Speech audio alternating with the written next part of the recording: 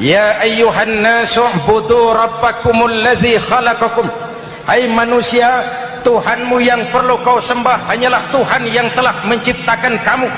Jangan menyembah Tuhan yang tidak pernah menciptakan kamu.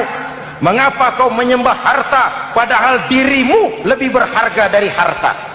Kenapa kau menyembah pangkat dan jabatan padahal dirimu lebih berharga dari pangkat dan jabatan?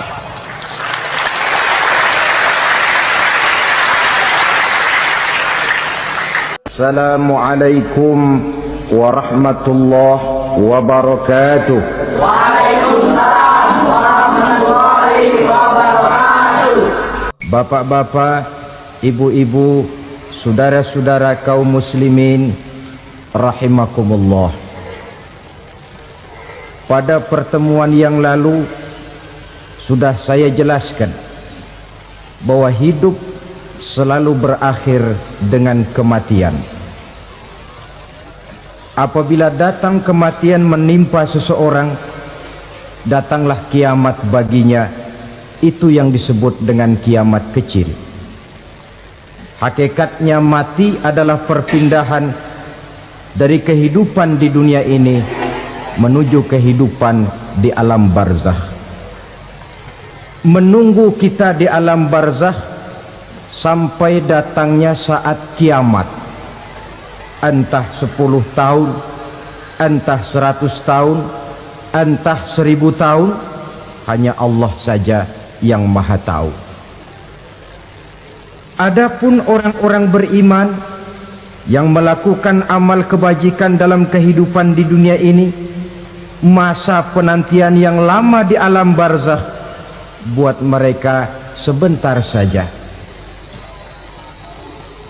Tetapi bagi orang-orang kafir yang ingkar, yang tidak beriman kepada Allah, yang hidup di dunia cuma menumpuk-numpuk dosa, tentu penantian di alam barzakh akan merupakan waktu yang sangat lama. Bukankah dalam kehidupan kita waktu itu memang relatif? Contoh misalnya, bagi pemuda-pemudi yang sedang duduk asyik memadu cinta, waktu 4-5 jam saja rasanya cuma 4-5 menit, tenggelam oleh keasikan. Tapi buat orang yang berbaring di rumah sakit, meratap di balik-balik apa itu tembok derita kata lagu, di balik dinding-dinding penjara, sehari bagai seminggu, seminggu rasa sebulan, sebulan boleh jadi rasa setahun. Penantian yang sangat lama. Kapan kiamat itu akan datang? Ini rahasia Allah. Jangankan kita yang orang awam, baginda Nabi sendiri tidak diberitahu oleh Allah kapan kiamat itu akan terjadi. Tetapi sungguh pun demikian, banyak hadis-hadis yang menjelaskan ciri atau tanda-tanda datangnya kiamat. Nah, kalau sudah bicara soal tanda, tanda kiamat itu ada 2. Pertama yang disebut alamatus sughra, tanda-tanda kecil. Ini waktunya masih ada tenggang. Ada yang dinamakan alamatul kubra, tanda-tanda besar, artinya kiamat sudah diambang pintu. Apa tanda-tanda kecil dari datangnya hari kiamat itu? Misalnya kata Nabi, apabila ilmu sudah diangkat oleh Allah, artinya apabila ulama sudah banyak wafat, minat orang belajar agama berkurang, lalu kebodohan nampak merajalela di mana-mana, zina dikerjakan secara terbuka, minuman-minuman keras jadi kebanggaan, itu termasuk di antara tanda-tanda kecil terjadinya hari kiamat. Apalagi misalnya iza waladatil ammatu rabbataha, apabila budak sudah melahirkan tuan.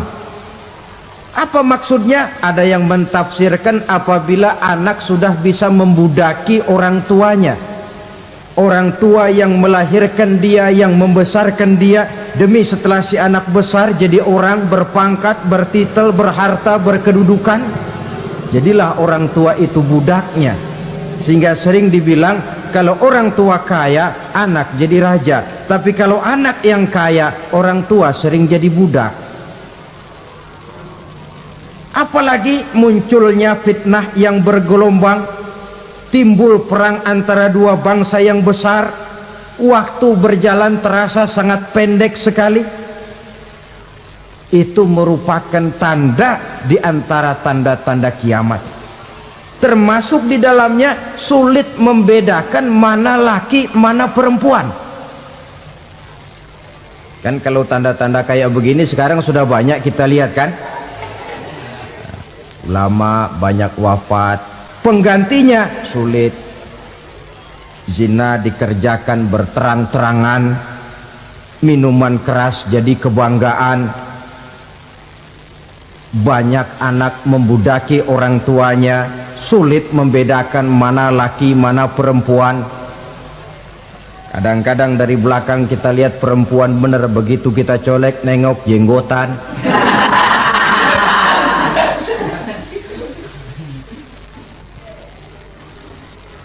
Ini termasuk tanda-tanda kecil, masih ada tenggang sampai akan terjadinya kiamat itu. Nah, yang dimaksud dengan tanda-tanda besar, ini tanda besar artinya kiamat sudah diambang pintu. Pertama, matahari terbit dari sebelah barat. Apabila matahari sudah terbit dari arah sebelah barat, tertutuplah sudah pintu taubat. Bersabda Nabi kita, la taqumus sa'atu hatta tatlu'a syamsu min maghribiha. Tidak akan datang hari kiamat sampai matahari terbit dari arah sebelah barat.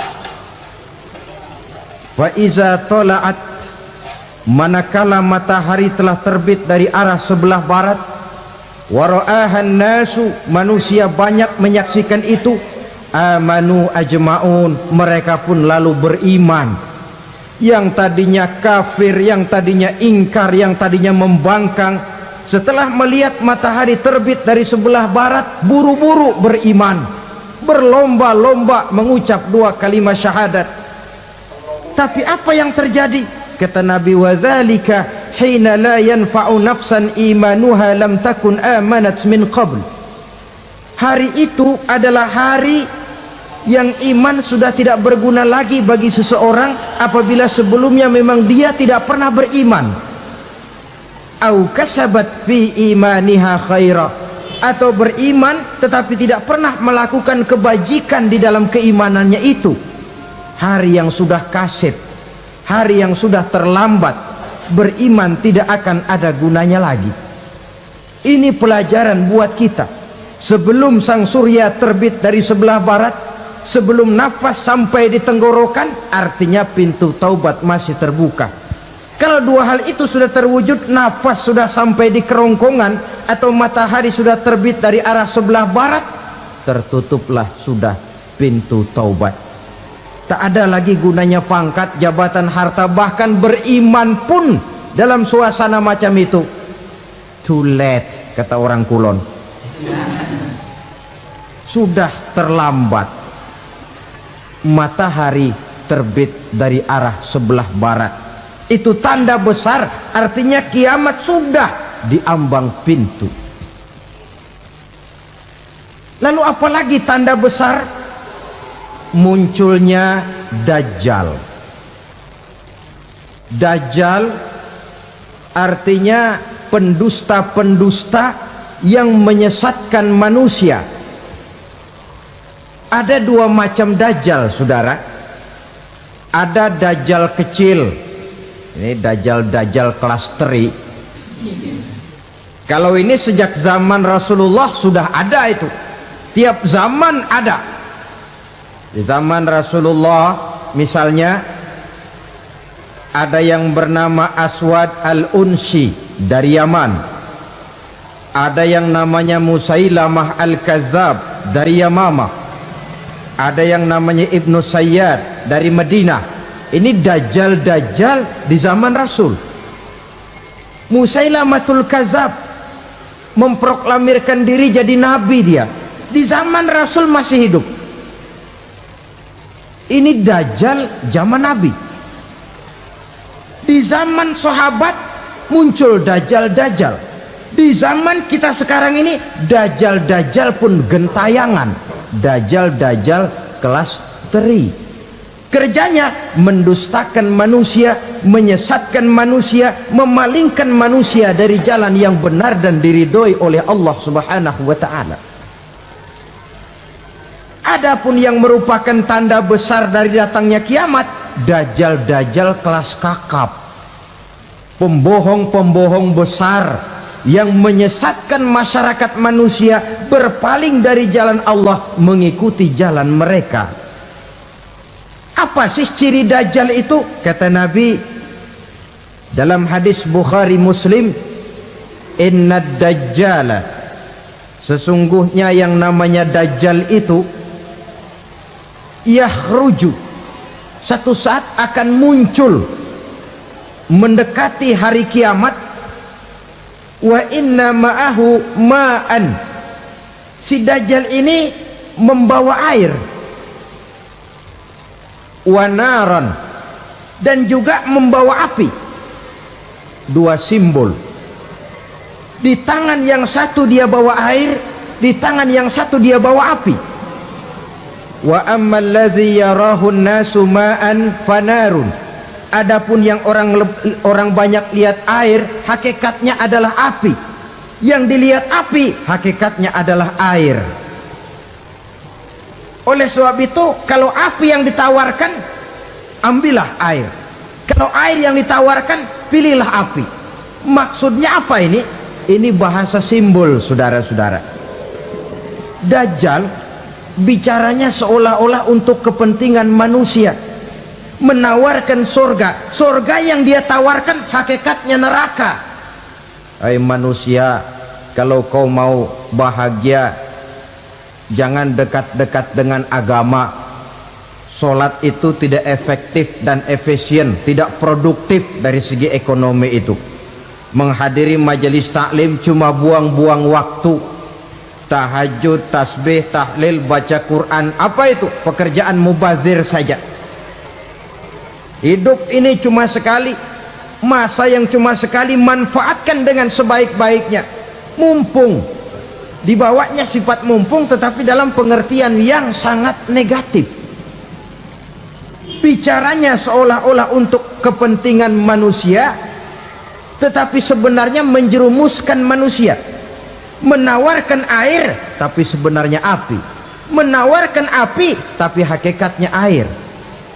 Buat apa kamu sholat? Buat apa kamu bayar zakat? Buat apa kamu puasa? Surga yang dicanangkan dajjal hakikatnya neraka. Neraka yang digambarkan dajjal pada dasarnya adalah surga. Jadi memutarbalikan fakta itu kerjaan dajjal.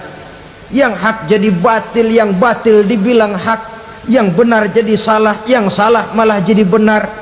Tuntunan disuruh jadi tontonan, tontonan malah menjadi tuntunan. Itu pekerjaan dajjal profesinya. Zamannya Nabi Adam, dajjalnya kan iblis. Betul? Betul. Apa sih gang kerayuan iblis itu? Allah setelah menciptakan Nabi Adam kan bilang, Adam, kau dan istrimu Hawa tinggal di surga ini. Seluruh fasilitas yang ada di surga persilahkan kau nikmati. Satu yang tidak boleh, jangan coba-coba dekati pohon khuldi. Dekat saja jangan, apalagi sampai memetiknya. Datang dajjal yang namanya iblis ini. Adam, kamu tahu nggak kenapa tidak boleh makan buah khuldi? Ya nggak tahu, pokoknya saya dilarang. Bodoh kamu Dam. Khuldun artinya kekal. Kalau kamu makan itu buah, kau akan kekal di surga buat selamanya. Allah tidak kepengen, maka dilarang kamu makan buah khuldi. Kalau kau ingin kekal di surga Adam, makan saja. Saya bicara begini ini untuk kepentingan kamu Adam. Ini kan ciri-ciri Dajjal. Bicaranya sih seolah-olah untuk kepentingan Nabi Adam, hakikat sebenarnya menjerumuskan Nabi Adam supaya ingkar dan melanggar larangan dari Allah Subhanahu wa ta'ala. Jadi setelah muncul Dajjal, timbul kekacauan-kekacauan di masyarakat. Banyak yang terpengaruh, terpedaya dan terpesona, termasuk mereka yang memproklamirkan diri jadi nabi, mereka yang memproklamirkan diri jadi rasul di zaman sesudah Rasulullah wafat. Itu adalah Dajjal. Maka saya ingatkan, kalau di zaman kita sekarang ini ada orang ngaku jadi nabi, ada orang ngaku jadi rasul, biar bahasa Arabnya kental, Quran hafal, hadis ribuan hadis hafal, biar pakai serban sampai menyengser ke tanah, bahasa Arabnya fasih, tapi dia mengaku jadi nabi, jadi rasul, kita umat Islam wajib tidak percaya, wajib untuk tidak percaya. Itulah Dajjal zaman kita sekarang ini. Tidak mustahil mereka datang mempengaruhi orang awam supaya berpaling dari Rasulullah, mengikuti mereka. Nah, di akhir zaman nanti mendekati hari kiamat, Dajjal ini muncul, Dajjal kelas kakap, menyesatkan masyarakat manusia untuk berpaling dari Islam, mengikuti seruan mereka. Apalagi di antara datangnya kiamat itu, tanda yang besar itu, turunnya Nabiullah Isa Al-Masih, putra Maryam. Menurut berbagai hadis yang sahih, Nabi Isa Al-Masih nanti akan turun lagi, tidak membawa risalah yang baru, tapi meluruskan risalah Islam ini yang telah banyak ditinggalkan oleh masyarakat. Bahkan ada hadis menjelaskan beliau akan membunuh Nabi, mematahkan kayu-kayu salib, lalu melaksanakan haji dan umrah mengikuti syariat Nabi Muhammad, bukan membawa agama baru, menjadi semacam mujaddid, reformer, menyelamatkan manusia dari bisikan Dajjal. Bahkan ada riwayat yang menjelaskan bahwa Nabi Isa berhasil mengalahkan Dajjal, mengembalikan masyarakat manusia kembali kepada ajaran Islam yang datang dari Allah, dibawa oleh Rasulullah Sallallahu Alaihi Wasallam.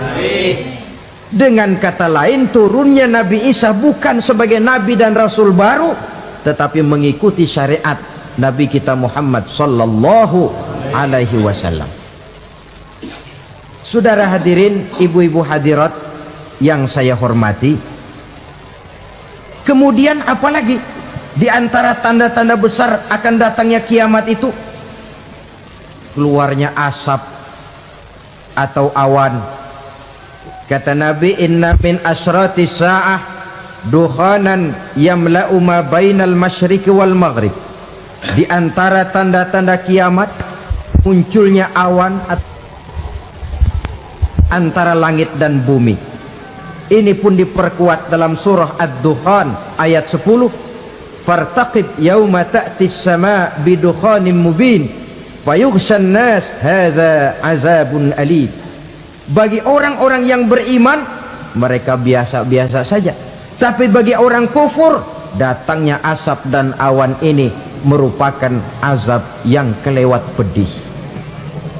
Barangkali sedikit mendekati gambaran tentang azab yang pedih ini, saya ingatkan alam pikiran kita kepada peristiwa yang belum lama terjadi. Pernah dengar berita bocornya reaktor nuklir di Chernobyl, Uni Soviet? Pernah dengar? Bocornya reaktor nuklir di Chernobyl yang mengakibatkan ratusan bahkan sangat mungkin ribuan nyawa. Cuma satu reaktor. Bagaimana kalau seluruh cadangan nuklir yang dimiliki oleh para negara adik kuasa ini diledakkan? Bahkan yang konon menurut catatan, cadangan nuklir yang dimiliki bersama oleh Amerika dan Rusia sekarang ini sudah sanggup memusnahkan 6 miliar manusia, 1,5 kali lebih banyak dari jumlah manusia yang nongkrong di permukaan bumi ini.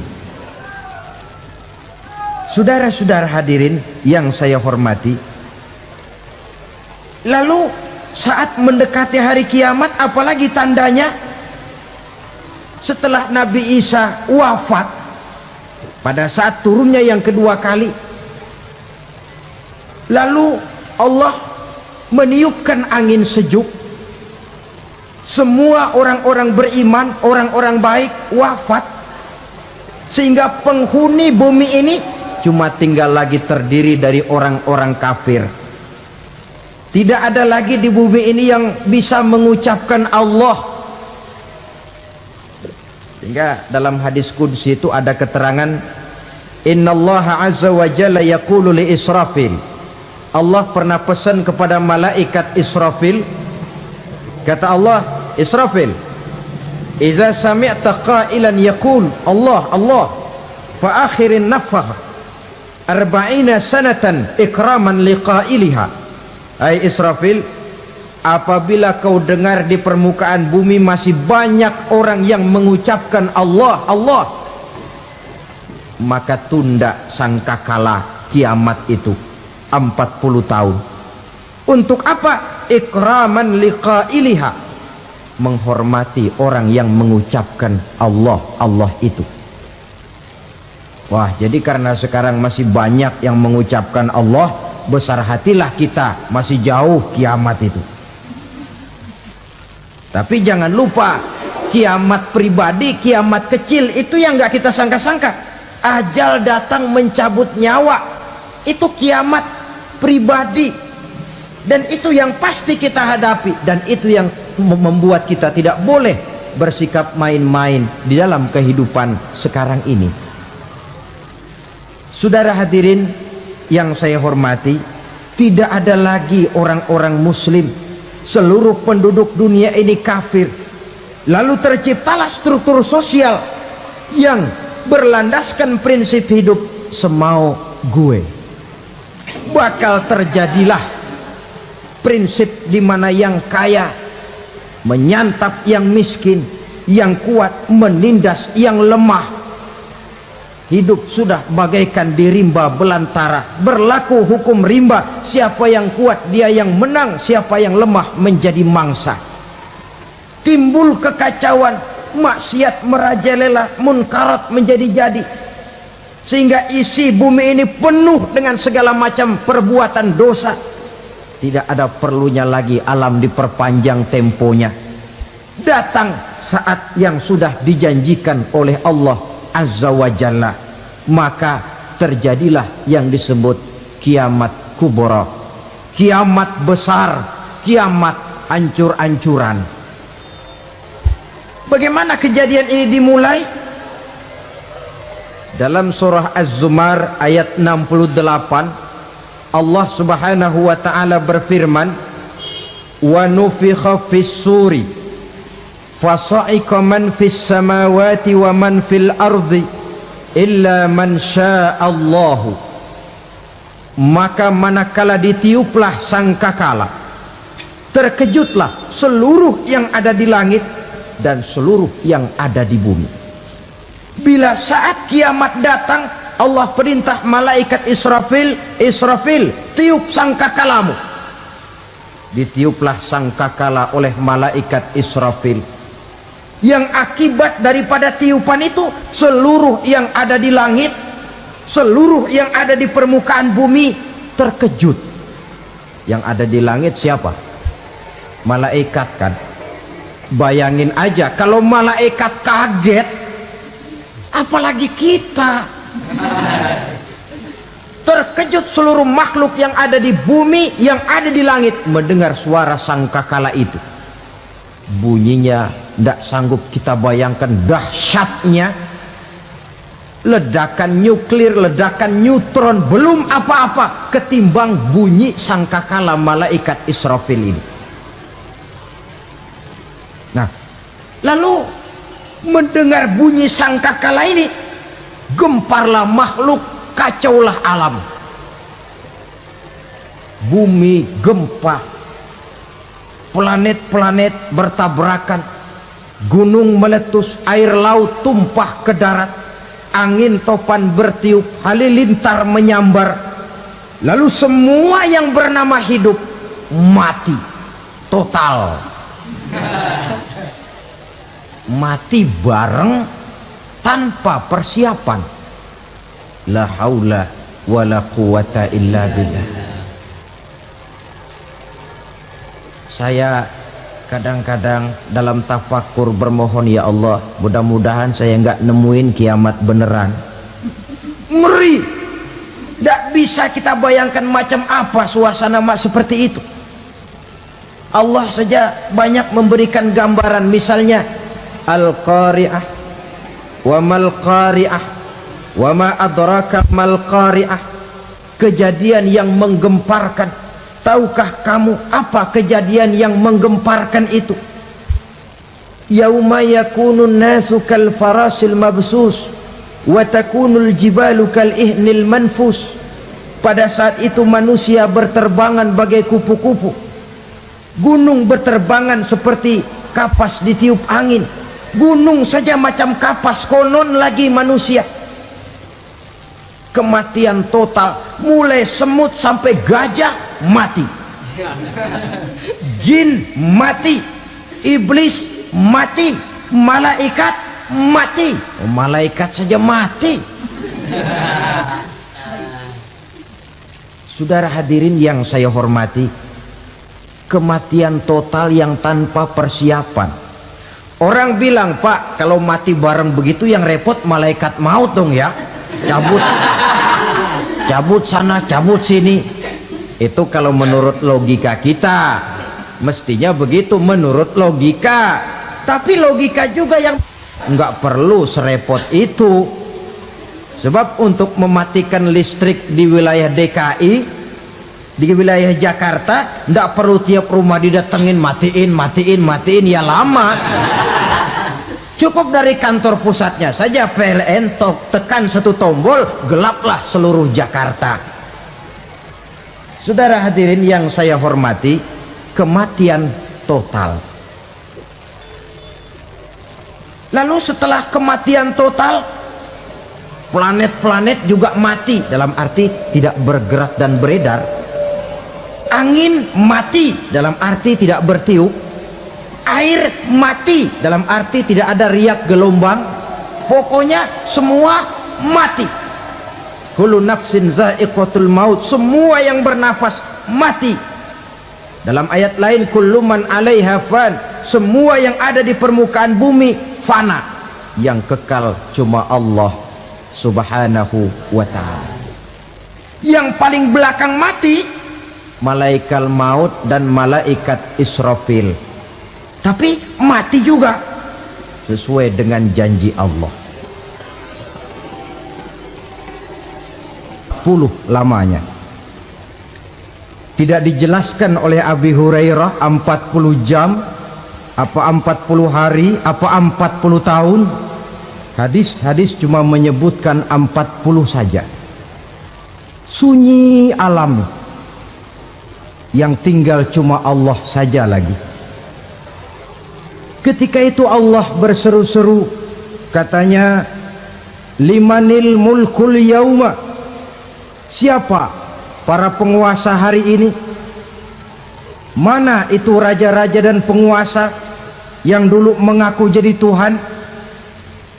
Fir'aun, mana Fir'aun sekarang?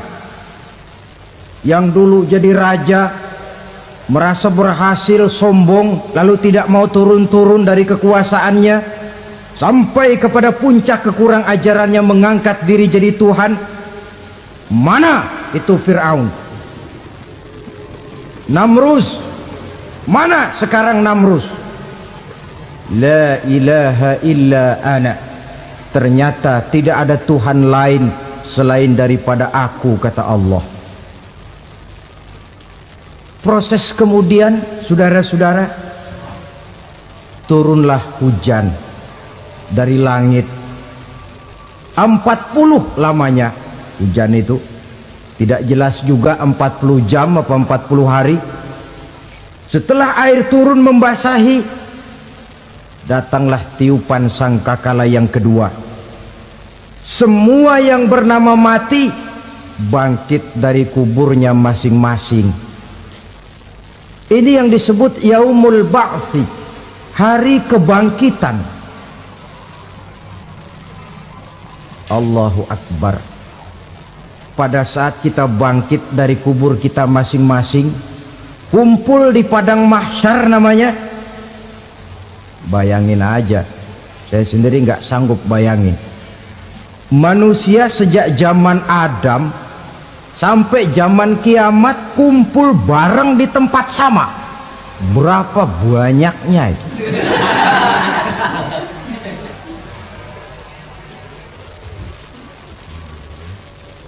Dan yang luar biasa menurut satu riwayat, pada saat bangkit itu, Masya Allah, roman muka kita berubah, disesuaikan dengan amalan kita waktu di dunia ini. Barang siapa yang waktu di dunia amalannya itu amalan tikus, di akhirat nanti dia bangkit dari kubur, mukanya seperti muka tikus. Gagah betul badannya, tapi mukanya seperti tikus. Kenapa? Amalannya waktu di dunia seperti amalan tikus. Apa amalan tikus itu? Suka ngegeragoti barang yang sudah disimpan rapi-rapi. Orang sudah simpan uang rapi-rapi, simpan perhiasan rapi-rapi, digeragoti oleh tikus. Maling-maling, pencoleng-pencoleng, koruptor-koruptor, itu nanti di akhirat nanti kita lihat mukanya seperti muka tikus. Oh, ini waktu di dunia suka nyolong, hanya seperti muka tikus. Barang siapa yang waktu di dunia ini amalannya itu amalan macan, dia akan bangkit nanti mukanya seperti muka macan. Apa amalan macan? Macan itu amalannya menang-menangan. Orang yang mau menang saja nggak mau mengalah. Coba lihat di hutan, kenal hutan nggak? Di hutan, raja hutan di mana-mana pasti macan, betul kan? Betul. Padahal hutan belum pernah bikin pemilihan umum. Tapi macan tidak peduli ada pemilihan umum apa tidak, pokok saya raja. Sebab apa? Macan jadi raja itu bukan karena benar, tapi karena kuat jadi raja. Setelah dia jadi raja, rakyat hutan yang mesti dilindungi malah dimakan oleh raja macan. Kambing rakyat hutan dimakan oleh macan. Ayam rakyat hutan dimakan oleh macan. Itu nanti kita lihat di akhirat itu mukanya seperti muka macan, gagah betul. Lalu barang siapa yang di dunia ini amalannya itu seperti amalan anjing, nanti dia punya muka seperti muka anjing. Apa amalan anjing? Pertama, anjing itu kalau disuruh jaga rumah, dia tidak bisa membedakan mana maling, mana tamu. Biar yang datang maling, kalau bawa tulang, anjing kalem. Yang kedua, anjing itu akan setia kepada siapa saja yang memberinya roti. Siapa yang memberinya roti, itulah majikannya. Apa kata majikannya, pasti dia laksanakan. Soal benar atau salah dia tidak peduli. Setelah anjing dapat roti, dia tidak punya pilihan lain kecuali bilang, abdi mah kumaha juragan wae ayeuna mah.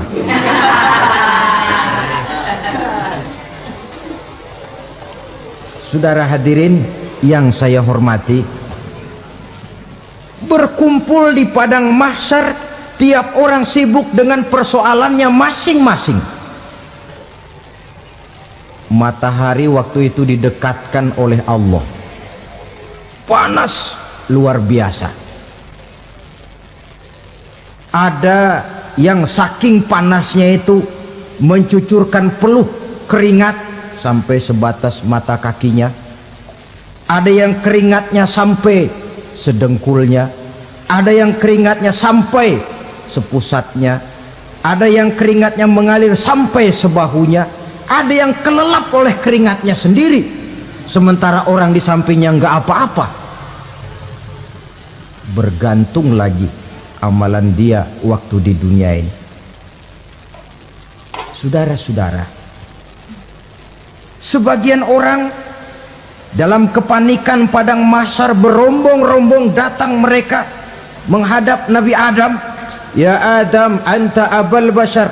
Hai Adam, Tuhan adalah bapak moyang manusia. Kami sebentar lagi akan disidang, dimintakan pertanggungan jawab. Tolonglah kami, hai Adam.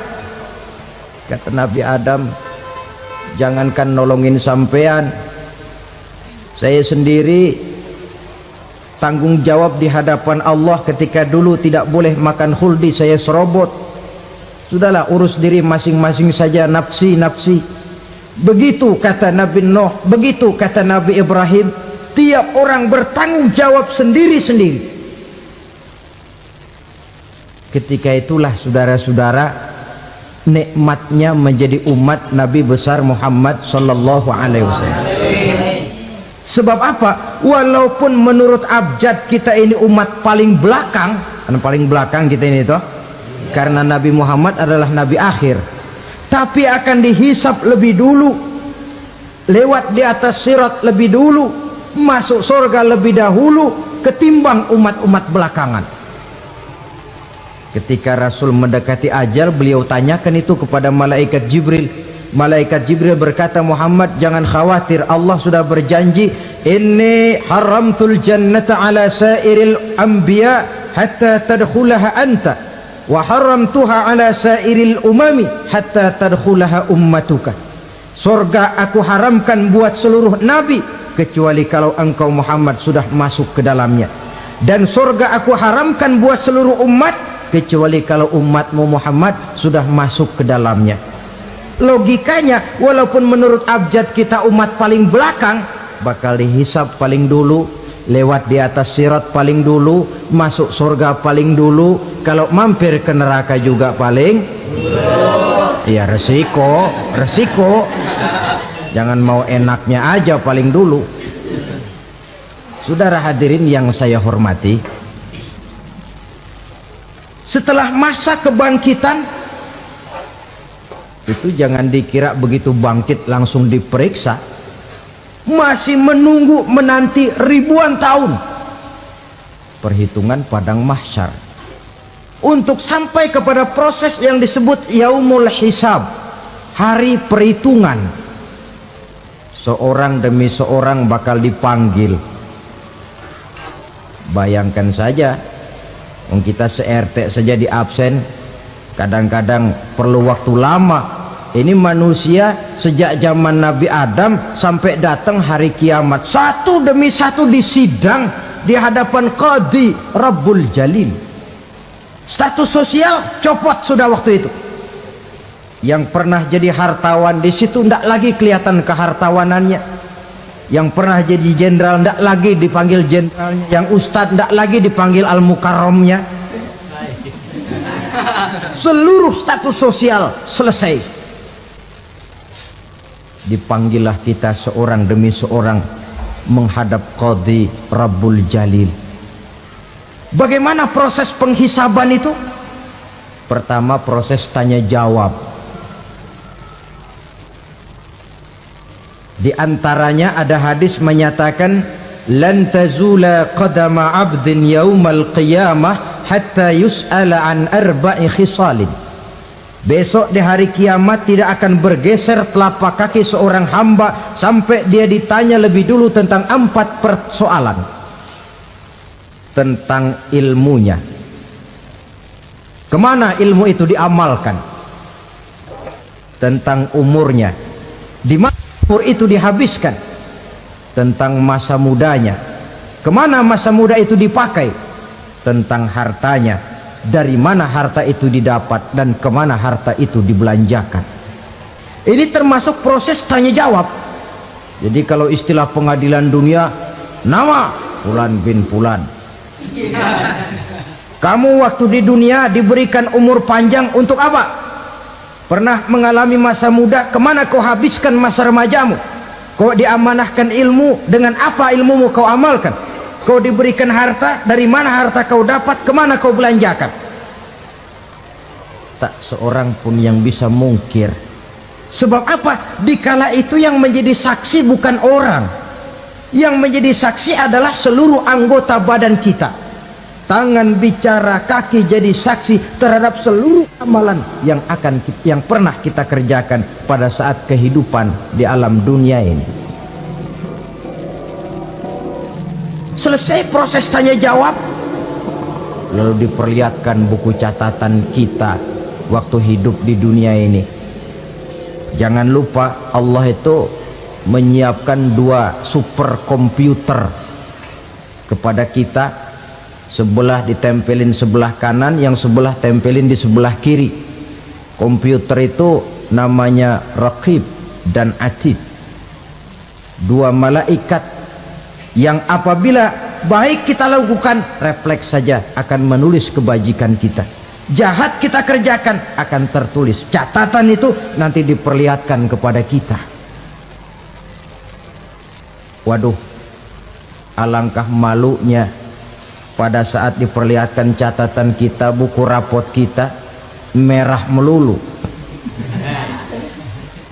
Barangkali diperiksa sambil diomelin, brengsek lo, buku merah melulu begini, bagaimana waktu hidup di dunia? Tidak cukup diperlihatkan buku catatan kehidupan, rekaman kehidupan. Rekaman kehidupan kita secara utuh sejak terlahir sampai ajal datang merenggut nyawa. Barangkali mirip dengan video sekarang ini, di mana terekam dengan baik seluruh kegiatan kita, sejak yang sekecil-kecilnya sampai kepada yang sebesar-besarnya. Untuk kemudian kita pun menerima balasan. In khairan fa khairun wa in syarran fa syarrun. Kalau baik ya baik balasannya, kalau jahat ya jahat juga balasannya. Catatan-catatan kita diberikan. Kalau banyak kebajikannya diberikan di tangan kanan dengan cara yang halus. Kalau banyak kejahatannya diberikan dari sebelah kiri atau dilempar dari belakang. Itulah sebabnya sejak di dunia ini kita sudah mohon kepada Allah. Ketika berwudu membasuh tangan kanan, apa kita bilang? Allahumma a'tini kitabi biyamini wa hasibni hisaban yasira. Ya Allah, berikan saya kitab di tangan kanan, dan kalau saya memang perlu dihisap, hisaplah saya yang seringan-ringannya. Tangan kiri berlindung kita kepada Allah, jangan sampai diberikan kitab di tangan kiri atau dari arah sebelah belakang. Wa'udzubika an tu'tiya kitabi bishimali aw min warai zuhri, dari arah sebelah belakang. Na'udzubillah min dzalik. Setelah selesai lewat proses penghisaban, lewat mizan, timbangan,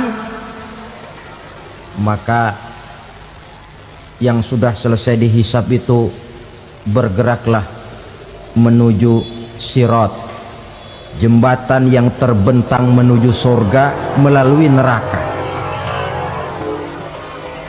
Saudara-saudara, panjangnya perjalanan sirat itu memakan waktu ratusan tahun. Tetapi orang yang lewat di atas sirat pun macam-macam, bergantung amalannya ketika di dunia ini. Ada yang lewat di atas sirat itu kal barkil khatib, seperti kilat yang menyambar, lep, sudah sampai dia di surga. Cepat bukan main. Ada yang lewat di atas sirat itu seperti orang lari-lari. Ada yang lewat di atas sirat itu seperti orang jalan biasa. Ada yang sambil merangkak, ada yang sambil ngesor, ada yang sambil gelayutan, ada yang selamat sampai ke ujung ke surga, ada yang tergelincir jatuh masuk ke dalam neraka, bergantung amalannya dalam kehidupan di dunia sekarang ini. Tiap kita akan melewati yang namanya sirat ini. Saudara-saudara kaum muslimin yang saya hormati, dengan demikian mereka yang selamat melalui sirat sampai ke terminal akhir surga, mereka yang ketika dihisab ternyata banyak kejahatannya daripada kebaikannya, mereka singgah di dalam neraka. Nah, adapun orang-orang yang beriman menurut ayat Quran dan hadis Nabi itu nanti ada bermacam-macam. Ada orang beriman itu yang dimasukkan surga. Ada orang beriman itu yang dimasukkan ke dalam surga. Ada orang beriman itu yang disebut penduduk surga. Kenapa lain-lain, Pak? Karena waktu di dunia amalannya juga lain-lain. Ada orang beriman yang masuk surga. Ini paling murah tiketnya. Mau masuk surga? Kata Nabi begini, ma min abdin qala la ilaha illallah thumma mata ala dhalik illa dakhalal jannah. Kalau seorang hamba sudah mengucap dua kalimat syahadat, dia yakin dengan kebenaran kalimat itu sampai matinya, orang itu akan masuk surga. Abi Dzar yang waktu itu diajak bicara heran, ya Rasul kok gampang betul? Iya, walaupun orang itu mencuri, iya, walaupun orang itu berzina, iya, biar dia mencuri, biar dia berzina, kalau dia sudah mengucap dua kalimat syahadat, dia yakin dengan kebenaran kalimat itu sampai matinya, itu orang akan masuk surga. Jadi masuk surga cukup dua kalimat syahadat, yakin sampai mati, masuk surga. Itu perkara masuk. Tapi kalau pertanyaannya diterusin, masuknya kapan, Pak? Nah, ini lain lagi urusannya. Sebab ada yang masuknya itu langsung, ada yang mampir dulu. Di sana tempat cuma dua, kalau tidak surga, neraka. Mau ke surga tapi mampir dulu, yang mampirnya jelas di neraka. Kenapa? Dalam hadis qudsi ada riwayat, nanti itu di akhirat, setelah Allah selesai mengatur penduduk surga masuk surga, yang neraka masuk neraka, Allah berkata kepada malaikat Malik, malaikat Malik, labaik ya Allah, itu bajingan-bajingan tengik, manusia-manusia durjana yang waktu di dunia tidak mau sujud, jauh dari ulama, gemar melakukan yang munkarat dan maksiat, hidup di tengah masyarakat selalu jadi bibit keonaran, kufur, sudah masuk neraka semua. Sudah ya Allah. Nah, kalau sudah, coba sekarang kamu masuk, Malik. Saya, iya, masuk neraka. Mau apa ya Allah? Kata Allah, akhriju minan nar man kana fi qalbihi misqala habbatin min khardalin min iman. Kau masuk neraka, cari di dalam neraka orang-orang yang ada imannya walaupun kecil sebesar biji zarah, angkat mereka keluar. Masuk malaikat Malik ke neraka, cari orang yang ada imannya, korek-korek. Ya repot, udah pada gosong. Yang ada imannya diangkat ke atas, yang ada imannya diangkat ke atas, lalu dimandikan di Nahrul Hayat, namanya sungai kehidupan di akhirat nanti. Cakep lagi rupanya, bersih lagi wajahnya, apel di hadapan Allah. Kata Allah, bagaimana mas? Kapok enggak sampean? Kapok ya Allah. Nah, kalau kapok, idhab fadkhulil jannah, pergi masuk surga sana. Berangkat mereka ke surga, ketemu sama teman-temannya yang udah sampai lebih dulu, yang nggak pakai mampir lagi. Terjadi dialog. Kata teman-temannya yang udah pada nyampe duluan, Mas, iya, emang baru sampai? Saya baru sampai. Memang mampir di mana dulu, Mas? Kita sudah lama sampai di surga.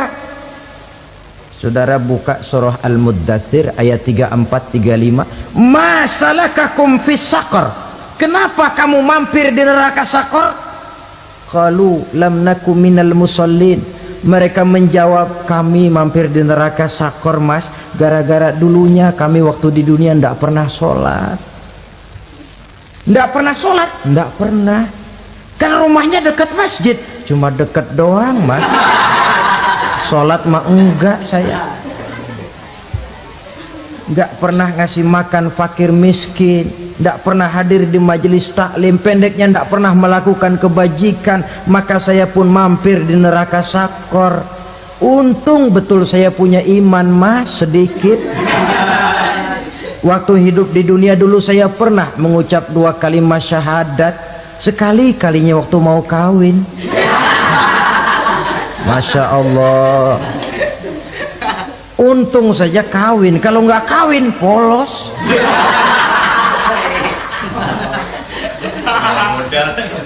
Itu juga pengulu sudah setengah mati ngajarin. Asyhadu alla, asyaduaan, asyaduaan.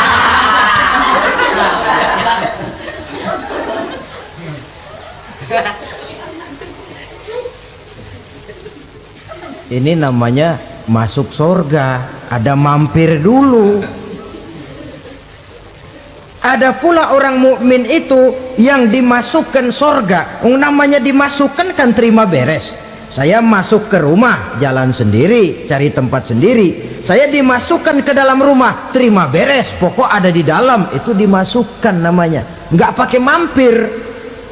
Tapi tentu tiketnya lebih mahal ketimbang yang pertama tadi. Apa kata Allah? Innal ladzina amanu wa amilus solihat la ukaffiranna anhum sayyi'atihim wa la udkhilannahum jannah. Sesungguhnya orang-orang yang beriman kemudian beramal soleh, kami hapuskan segala dosa dan kesalahannya, kami masukkan mereka ke dalam surga. Lihat ayatnya, Allah yang memasukkan, kita yang dimasukkan. Tidak pakai transit, tidak usah mampir. Cuma tidak cukup syahadat, tidak cukup amanu, tapi diiringi dengan wa'amilus salih. Iman, amal. Tidak cukup syahadat, lalu dibuktikan dia sholat, dia zakat, puasa, lalu dia melakukan berbagai macam kebajikan. Ini yang menyebabkan dia tidak pakai mampir di tempat yang bernama Saqar. Lalu ada pula orang mukmin itu yang disebut penduduk surga. Wah, ini sudah VIP ini. Ashabul jannah, penduduk surga. Siapa mereka? Kata Allah, innal ladzina amanu summa istaqamu fala khaufun alaihim wala hum yahzanun ulaika ashabul jannah hum fiha khalidun. Sesungguhnya orang-orang yang beriman lalu istiqamah, tetap dalam melaksanakan perintah Allah, tidak goyah, tidak labil tapi stabil, istiqamah, mereka tidak takut dan tidak bersedih hati. Merekalah penduduk surga. Iman, istiqamah. Tidak punya duit, sembayang. Banyak duit, sembayang. Miskin, sembayang. Kaya, tetap sembayang. Istiqomah. Kadang orang kalau susah rajin ke masjid, banyak duitnya ngelihat masjid melengos. Waktu miskin hamba Allah, setelah kaya jadi hamba harta. Bergeser, tidak ada nilai istiqomahnya. Saudara-saudara, dengan begitu penduduk neraka itu dua. Ada penduduk permanen, ada penduduk yang semi permanen. Yang semi permanen orang-orang beriman yang mempunyai dosa besar. Mereka masuk ke neraka untuk menerima azab sesuai dengan dosanya. Bila selesai masa azab itu, mereka akan diangkat untuk ditempatkan kembali ke dalam surganya Allah Subhanahu wa ta'ala. Nah, dikala itulah saudara-saudara, ada yang disebut syafaat dari Rasulullah Sallallahu Alaihi Wasallam. Tapi tentu jangan lupa, syafaat ini ibarat kain menambal dia. Kita punya kain bolong-bolong sedikit, syafaat yang menambal. Solat kita ada kurang dikit, sedekah kita ada campur riak dikit, amalan kita ada tidak karena Allah dikit, kita berharap syafaat. Jadi biarlah kain masih bolong-bolong, yang penting punya kain. Tapi kalau kainnya tidak ada, yang ditambal apanya? Sholat tidak, puasa tidak, zakat tidak, berharap syafaat saja, ya, terlalu berlebihan itu. Saudara hadirin yang saya hormati, apabila selesai proses penghisaban, proses penghitungan, maka dikala itulah manusia terbagi dalam dua kelompok besar. Fariqun fil jannah wa fariqun fis sa'ir. Sekelompok orang-orang beruntung yang masuk ke dalam surga, dan sekelompok lagi masuk ke dalam neraka. Akan memakan waktu untuk menceritakan sifat surga dan neraka, tapi insya Allah pada kesempatan pertemuan lain saya sampaikan. Namun sebagai gambaran umum cukuplah saya sampaikan sebuah hadis qudsi. Allah jelaskan, a'dadtu li'ibadiyas salihin ma la ainun ra'at wa la uzunun sami'at wa la khatara fi qalbil bashar. Aku sediakan buat hamba-hambaku yang soleh, yang tidak pernah terlihat oleh mata, tidak pernah terdengar oleh telinga, dan belum pernah terdetik dalam hati manusia. Jadi kenikmatan surga belum pernah dilihat mata, belum pernah didengar telinga, belum pernah terdetik dalam hati. Pedihnya azab neraka belum pernah terlihat mata, belum pernah terdengar telinga, belum pernah terdetik dalam hati.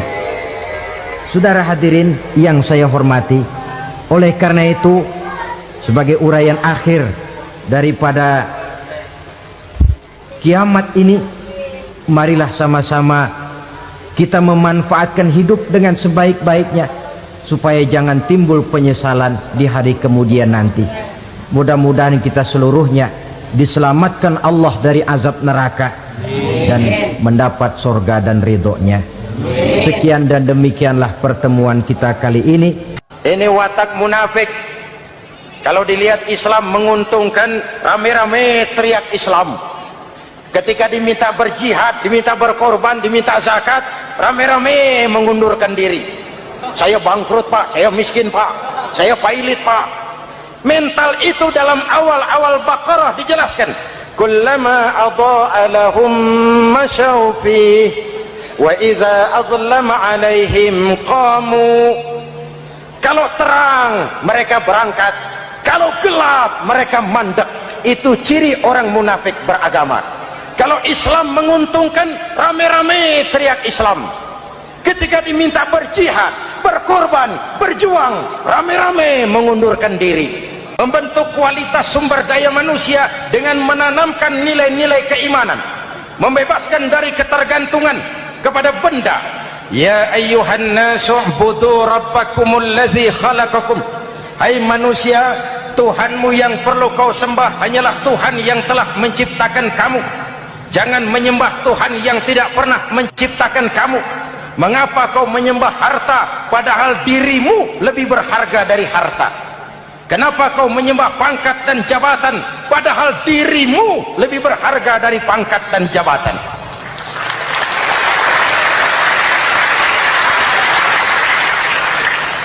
Diajak rasio berpikir, Tuhanmu yang perlu kau sembah hanyalah Tuhan yang menciptakan kamu.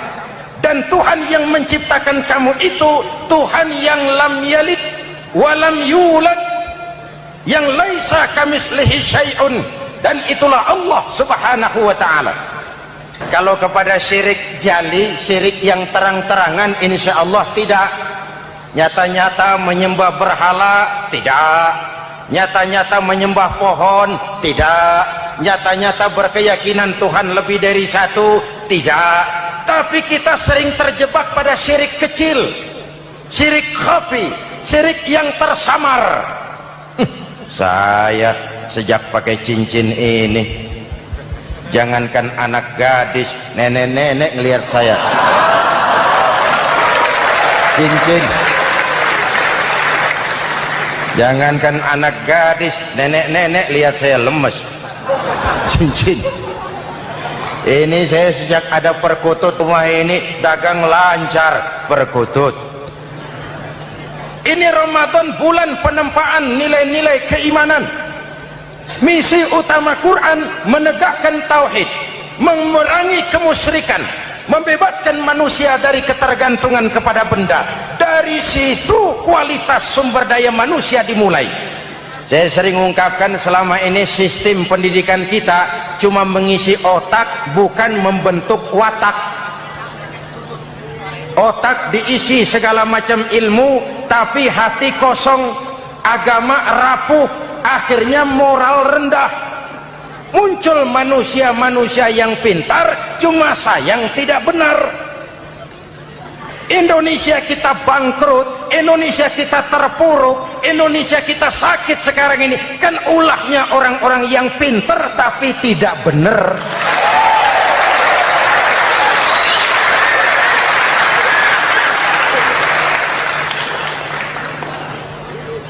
Dan kalau saya bicara kayak begini, ini bukan pidato politik, ini nurani. Politik naon kadut.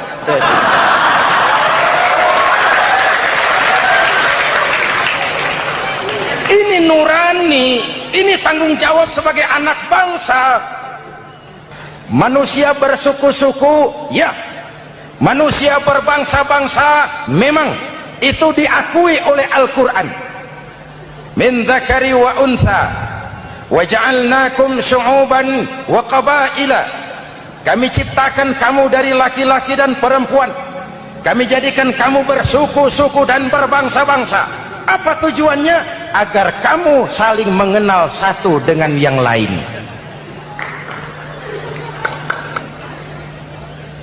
Yang terlepas dari ras, dari manapun orang datang, apapun warna kulitnya, dari suku apapun ia dilahirkan, kalau akidahnya sama, itu kan saudara kita.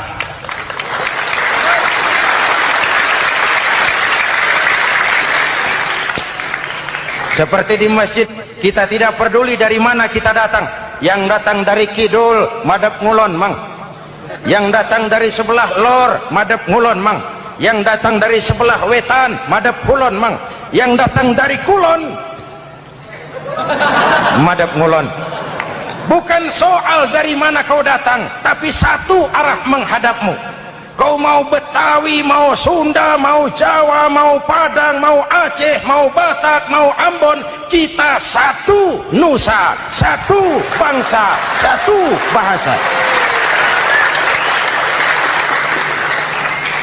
Marilah kita jadi lem perekat buat lingkungan kita di saat keutuhan kita sebagai bangsa sedang dalam ujian berat. Semangat kebersamaan atas dasar keadilan. Tidak ada mayoritas menekan minoritas. Umat Islam itu kalau besar, dia mampu melindungi yang kecil. Kalau kecil, dia bisa menjaga diri. Tiap sholat Jumat, khatib berpesan pada akhir khutbah kedua, innallaha ya'muru bil adli wal ihsan. Innallaha ya'muru bil adli wal ihsan. Allah memerintahkan kamu menegakkan keadilan dengan argumen, bukan dengan sentimen. Mengajak, bukan mengejek. Merangkul, tidak untuk tujuan memukul. Kalau sebagai bangsa kita utuh, kompak dan bersatu, saya yakin kita akan bisa mengatasi kesulitan-kesulitan sekarang ini.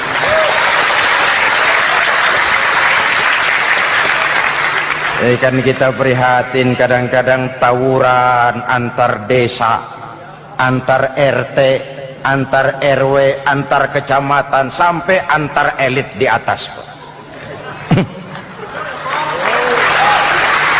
Makanya saya ulang lagi pesan ini, kalau elit di atas tawuran, jadilah penonton yang baik. Saudara-saudara kaum muslimin yang saya cintai, Kita prihatin, kita seakan tercabut dari akar budaya kita sebagai bangsa. Kenapa kita yang berfalsafahkan Pancasila, kenapa kita yang berketuhanan yang Maha Esa tiba-tiba jadi beringas dan brutal? Muhammad Toha teriak takbir ngadepi Belanda, Bung Tomo teriak takbir ngadepi Belanda, ayeuna takbir ngadepi batur sadulur salembur. Nanaonan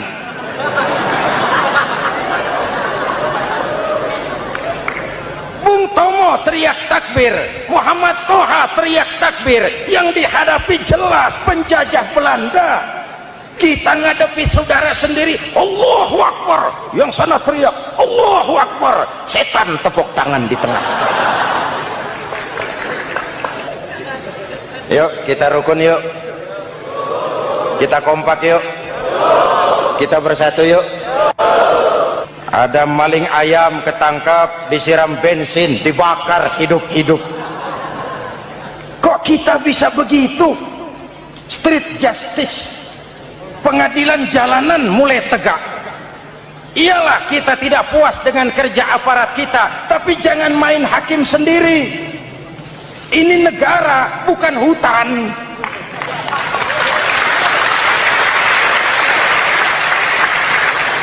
Jangan mencegah kemunkaran dengan menegakkan kemunkaran baru. Oleh hal-hal yang sepele yang mestinya kita bisa mencari jalan keluar dengan baik. Ayo luruskan saf, rapatkan barisan, satukan langkah, tautkan hati. Kita satu umat yang satu, diikat oleh Al-Quran. Hanya dengan kebersamaan kita akan mampu menata hari esok yang lebih baik atas dasar keadilan dan kebenaran. Al-Quran membebaskan manusia dari gaya hidup sekuler. Quran mengingatkan, awas bung, ada hidup sesudah mati, ada akhirat sesudah dunia. Lebih untung orang yang percaya akhirat daripada yang tidak. Paling tidak hidupnya normatif. Contoh, saudara yakin akhirat ada, lalu saudara hidup baik-baik, menjauhi yang munkar, meninggalkan yang haram, saudara sujud, puasa, jihad, lalu saudara mati. Setelah mati ternyata akhirat tidak ada ruginya. Paling kurang kita sudah dicatat sebagai orang baik. Sebaliknya, saudara tidak percaya sama akhirat, lalu hidup seenaknya, judi, mabuk, zina, nipu orang, korupsi, tenggelam dalam kemunkaran, lalu mati. Setelah mati ternyata akhirat ada. Baik, kemana anjen?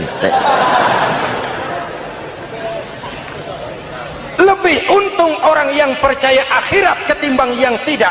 Hidupnya ada rem. Iya pak, saya kepengen banyak uang, tapi kalau main judi nanti di akhirat bagaimana? Iya, saya kepengen jadi orang kaya, tapi kalau korupsi, nipu orang, buka peternakan tuyul, nanti di akhirat bagaimana? Gaya hidup yang berkeseimbangan, ada hidup sesudah mati dan ada akhirat sesudah dunia. Yang keempat, Quran membebaskan manusia dari belenggu kebodohan. Quran ayat yang pertama turun sudah berkata, Iqra, baca, kamu jangan jadi bodoh. Kebodohan menimbulkan kemiskinan, kemiskinan mendekatkan kepada kekufuran. Quran mengangkat harkat, derajat dan martabat kaum wanita.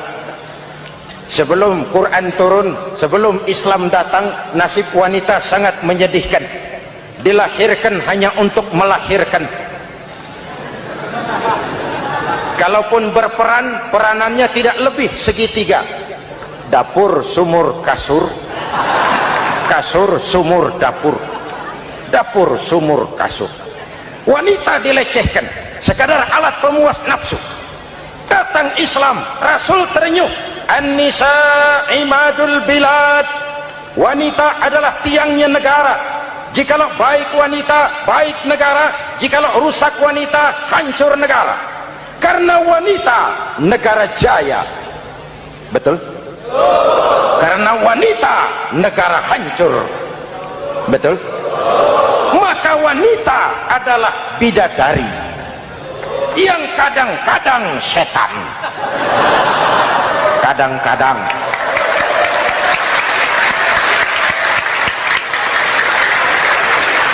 Ini yang hadir di sini bidadari semua. Ibu bapak, saudara-saudara hadirin yang saya hormati. Lalu bagaimana sikap kita terhadap Al-Quran? Quran sendiri menjelaskan, "Tsumma awrasnal kitaba alladzina istafaina min ibadina." Kemudian kami wariskan kitab Al-Quran yang kami pilih buat hamba-hamba kami yang terpilih. Luar biasa. Umatnya umat pilihan, rasulnya rasul pilihan, kitabnya pun kitab pilihan. Kami wariskan Al-Quran kepada hamba-hamba kami yang kami pilih.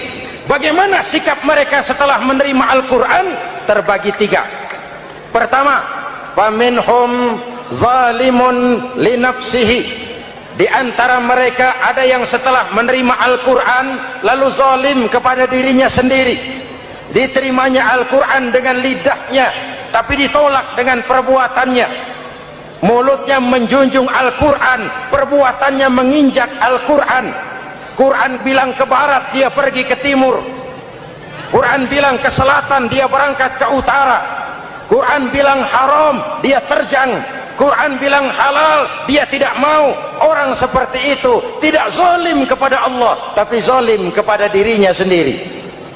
Apakah mudah-mudahan kita yang termasuk golongan ini, amin. Yang kedua, wa minhum muqtasid. Di antara mereka ada yang menerima Quran 50-50, separuh-separuh. Yang enak dilaksanakan, yang berat ditinggal. Padahal pada sisi lain Quran mengajarkan masuklah ke dalam Islam secara total, kafah, jangan separuh-separuh. Golongan yang ketiga, ini yang ideal. Wa minhum sabiqum bil khairati biiznillah. Di antara mereka ada yang setelah menerima Al-Quran lalu berlomba-lomba mengamalkannya, berlomba-lomba melaksanakannya. Jangan sampai yang baca Quran dengan suara merdu dapat piala, yang mengamalkan Quran dengan konsekuen dapat penjara.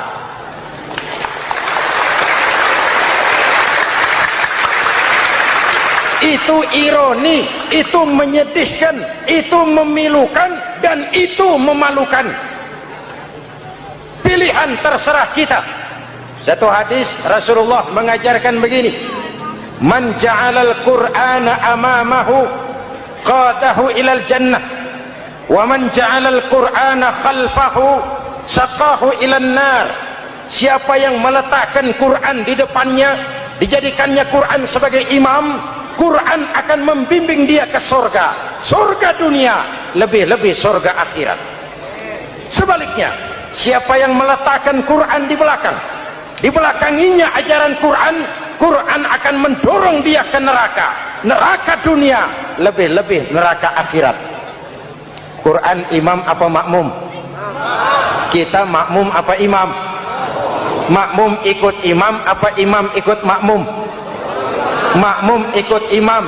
Jikalau Quran adalah imam, jikalau kita adalah makmum, ke barat kata Quran, ke barat kita berangkat.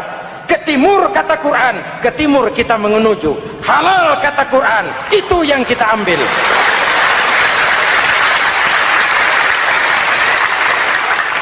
Ini laki-laki ini seneng nggak sama perempuan? Normal. Kalau nggak seneng saya ragu-ragu. Perempuan seneng nggak sama laki-laki?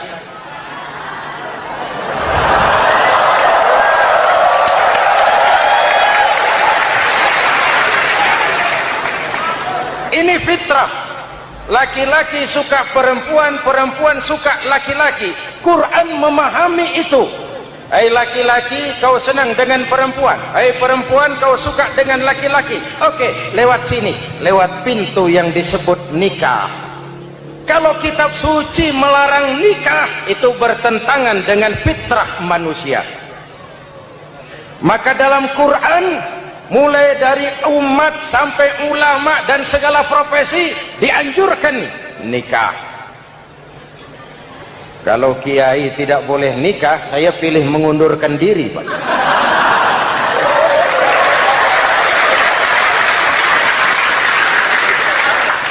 Itu bertentangan dengan fitrah.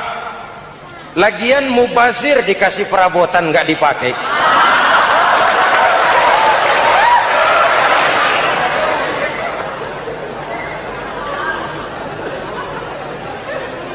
Fitrah. Contoh lagi, manusia perlu makan. Kalau ada kitab suci menyuruh puasa terus dari pagi sampai sore sampai malam sampai pagi lagi, eta teh kitab gelo.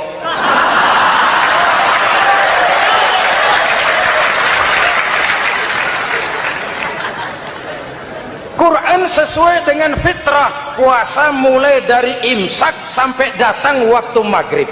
Puasa ngebleng dari pagi sampai sore sampai malam merusak kesehatan. Malam berpuasa boleh bergaul dengan istri. Kenapa? Fitrah.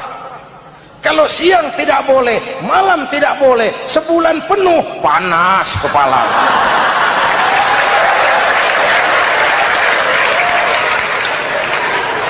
Rontok rambut.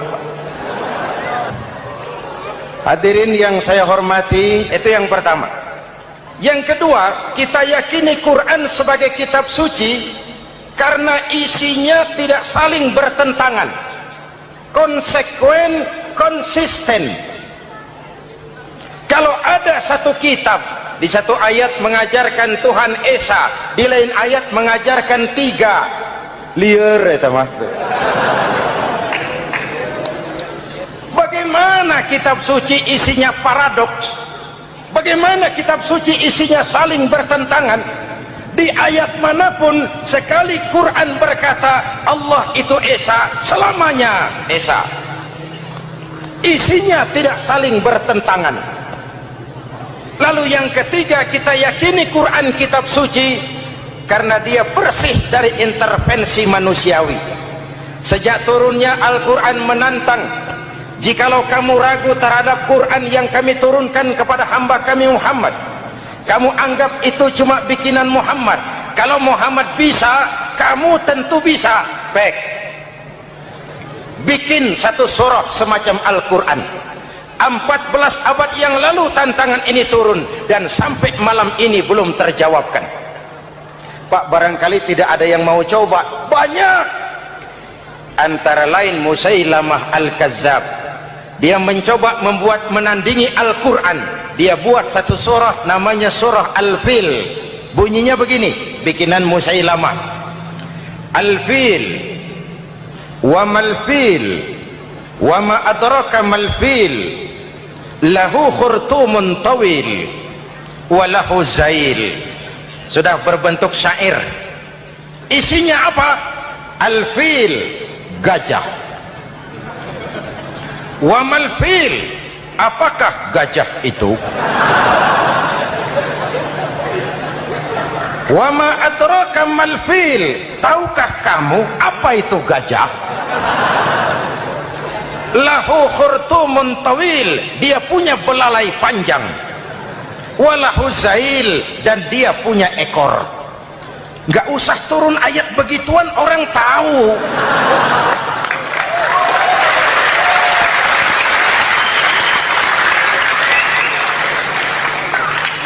Kalau redaksi mendekati, maka isi jauh panggang dari api. Kitab suci bersih dari campur tangan manusiawi. Maka Al-Quran, ke bahasa apapun dia diterjemahkan, naskah aslinya tetap ikut. Dia boleh diterjemahkan ke bahasa Sunda, bahasa Jawa, bahasa Padang, bahasa Inggris, bahasa Jerman, bahasa Belanda, naskah aslinya tetap ada. Kenapa? Bahasa ke bahasa perbedaannya sering frontal. Kalau dari gelas menjadi gelas, eta mah caket. Dari lamp menjadi lampu, itu masih serumpun. Tapi cokot Sunda dengan cokot Jawa itu jauh bedanya. atos Sunda dengan atos Jawa itu jauh. Ulama Sunda sama ulama Jawa nggak pernah akur kalimat atos ini.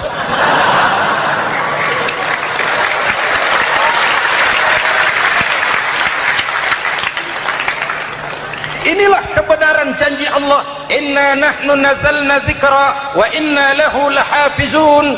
Kami yang turunkan Al-Quran, kami yang akan menjaganya. Ribuan orang hafal Al-Quran.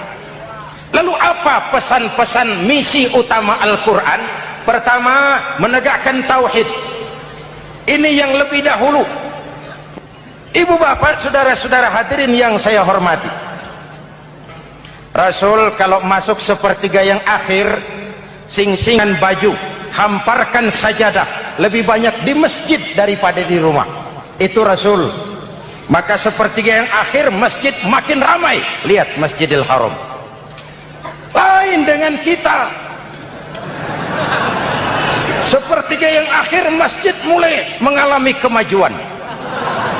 Safnya makin maju.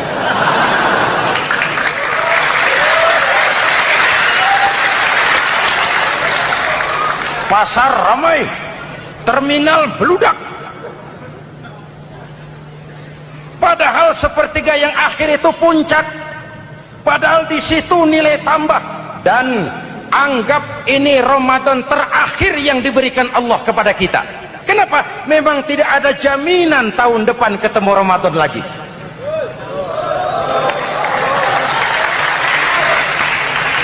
Anggap ini Ramadan terakhir yang diberikan Allah kepada kita. Tidak ada jaminan tahun depan Ramadan akan ketemu lagi. Tidak ada jaminan. Manfaatkan pelukan pemutihan. Semua kita melakukan introspeksi.